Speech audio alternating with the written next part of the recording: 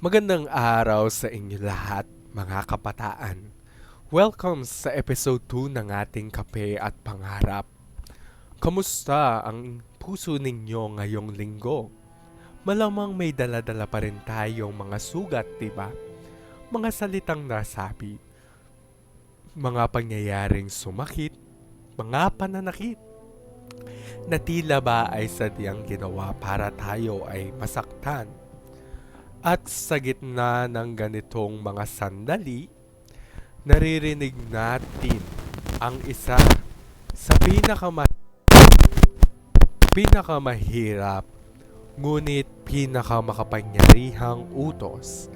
Ito ay ang pagpapatawad. Pero paano kung sobrang sakit? Paano kung sadyang mali at masama ang ginawa sa atin? Ito ang pag-uusapan natin ngayon.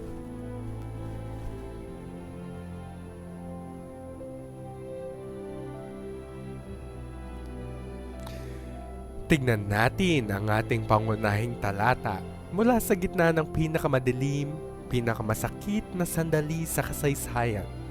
Si Jesus nakapako sa krus, dinuduro ng katawan at nilalait ng tao. Makikita natin sa Lucas Kabanata 23, versikulo 34. Sinabi ni Jesus, Ama, patawarin niyo po sila. Hindi nila alam ang kanilang ginagawa. Isipin mo yon, kabataan.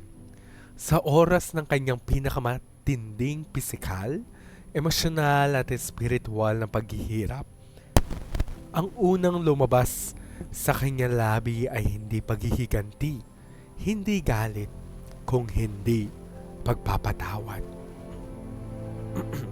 Hindi niya sinabing, Ama, parusahan mo sila. O, Ama, ipakita mo sa kanila kung sino ako.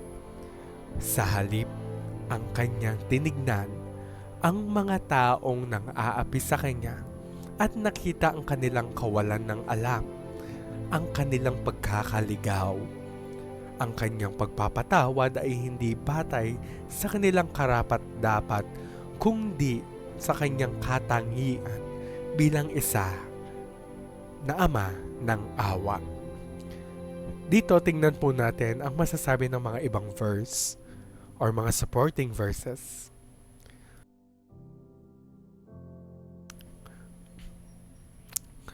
Sabi sa Genesis 50:15 to 21. Ang pagpapatawad na nakakakita ng mas malaking larawan. Dito po sa tekstong ito, si Jose ipinagbili ng sariling mga kapatid bilang alipin. Napahamak, nakulong. Pagkalipas ng maraming taon, nang harapin niya ang mga kapatid na nagdulot ng sakit sa kanya, maaari sanang gumanti si Jose. Pero ang sinabi niya, hindi kayo ang nagpadala sa akin dito, kundi ang Diyos. Pinapangyari niya ang lahat ng ito para sa ikabubuti. Dito nakita ni Jose na hindi lang ang masamang intensyon ng tao, kundi ang mabuting plano ng Diyos. Ang patawad ay pagkilala na ang Diyos ay maaaring gumawa ng mabuti mula sa pinakamasasamang ginawa sa atin. Sa 2 Corinthians 2:5-11, ang patawad para sa kalusugan ng pamayanan. May mga taong nagdulot ng matinding sakit sa buong iglesia. Nang magsisi ang taong ito, ang payo ni Pablo, ngayon dapat ninyo siyang patawarin at aliwin upang hindi tayo manlinlang ni Satanas. Dito ang patawad ay hindi lang para sa individual, kundi para sa proteksyon at kalusugan ng buong katawan. Ang hindi pagpapatawad ay nagiiwan ng pinto para sa kapaitan at pagkakabahabahagi or division. At sa Luke 6:27-28, ito ang aktibong pagpapatawad. Sabi sa teksto, sabihin ko sa inyo, ibigin ninyo ang umuusig sa inyo. Gawin ninyo ang mabuti sa mga napupuot sa inyo. Ipagdasal ninyo ang mga nananakit sa inyo. Pansinin, hindi lang huwag kang magalit. Aktibo po ito. Gumawa ng mabuti, ipagdasal. Ang patawad or ang pagpapatawad ay isang series of action. Hindi lang isang damdamin. Isa po siyang series of action. Mga kabataan, alam kong ang konteksto natin sa generation ngayon ay iba. Bakit kaya mahirap magpatawad ngayon? Una, ang cancel culture.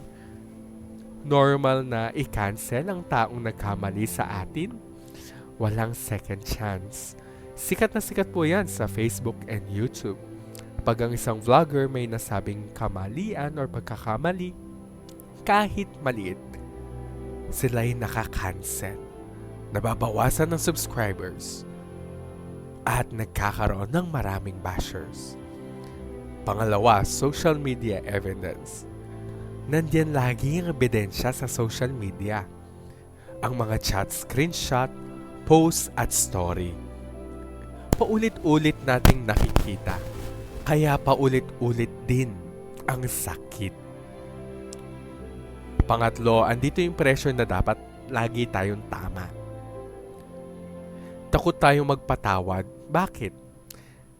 Baka kasi isipin ng iba na okay lang ang ginawa sa atin, or baka turingin din tayong mahina or walang alam. At ang panghuli, ang sugat kasi hindi siya pisikal. Ito'y mental at emosyonal. Anxiety, trust issues, pagkawala ng tiwala sa sarili, mga hindi nakikitang sugat na mahirap ipaliwanag at mahirap gamutin. Ang mga sugat na nakatago, hindi nakikita ng bastang anong mata. Hindi madali, kaya wag nating madaliin. Narito ang ilang praktikal na hakbang na kaya nating gawin para tayo makapagpatawad. Una, tanggapin natin na nasaktan tayo at okay lang yon. Huwag mong i-bypass ang sakit. Sabihin mo sa Diyos, makipag-usap ka. Panginoon, sobrang sakit na po nito. Niloko ako, pinagtulungan ako, pinagtalunan ako, ini-ignore ako, nasaktan ng pamilya ko. Hayaan mong maramdaman mo ang sakit sa ligtas na harapan ng Diyos. Siya ang makakatanggap lahat ng mga sakit mo. Pangalawa, ihiwalay ang tao sa kanilang kasalanan. Katulad po ni Jesus, subukang makita ang tao na naliligaw, nagkamali at biktima rin ng sariling kahina or kasalanan. Ang taong nambuli sa iyo ay baka binubuli din sa bahay. Ang taong nandaya ay baka takot na mapahiya. Hindi ito excuse sa kanilang ginawa, oo. Ngunit nakakatulong ito para makita sila bilang taong nangangailangan din ng biyaya. Pangatlo, magnilay tayo sa mas malaking plano ng Diyos. Katulad ni Jose, tanungin natin ng Diyos, Panginoon, ano ang maaari mong gawing mabuti mula sa sakit na ito? Paano mo ito magagamit para sa kabubuti ko at para sa ikakaluwalhati mo? Maaaring maging testimonya mo ito, magbigay sa iyo ng empathy para sa iba, o magturo sa iyo ng mahalagang aral.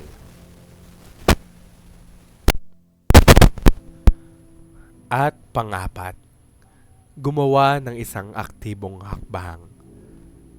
Katulad ng sinabi ni Jesus sa Lucas 6, gumawa ng mabuti, ipagdasal.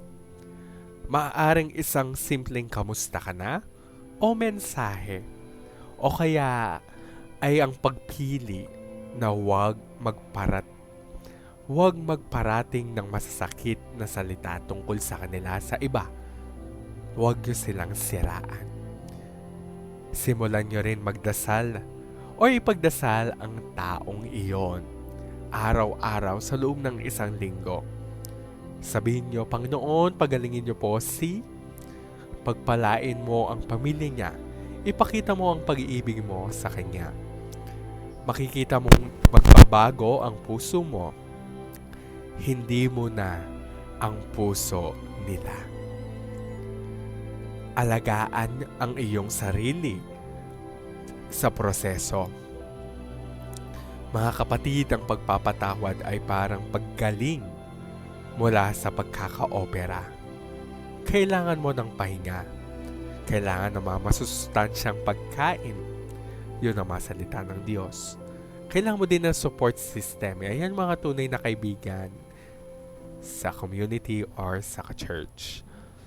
Huwag pilitin. Ang patawad ay isang biyaya na ibinibigay ng Diyos. Hilingin mo ito sa Kanya araw-araw.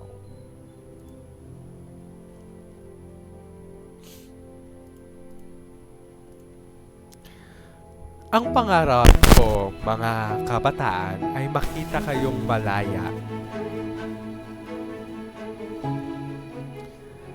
Na ang iyong puso ay hindi na kulungan ng nakaraan. Na ang iyong mga pangarap para sa magandang kinabukasan ay hindi na hadlangan ng kapaitan. Tandaan ninyo, ang pagsasabi ng pinapatawad kita ay hindi nangangahulugang okay lang ang ginawa mo. Ang ibig sabihin nito ay ipinapaubaya ko na kay Jesus ang paghatol at ang pag-ayos. Hindi na ako ang magpaparusa. Hindi na ito ang magdidikta ng aking buhay.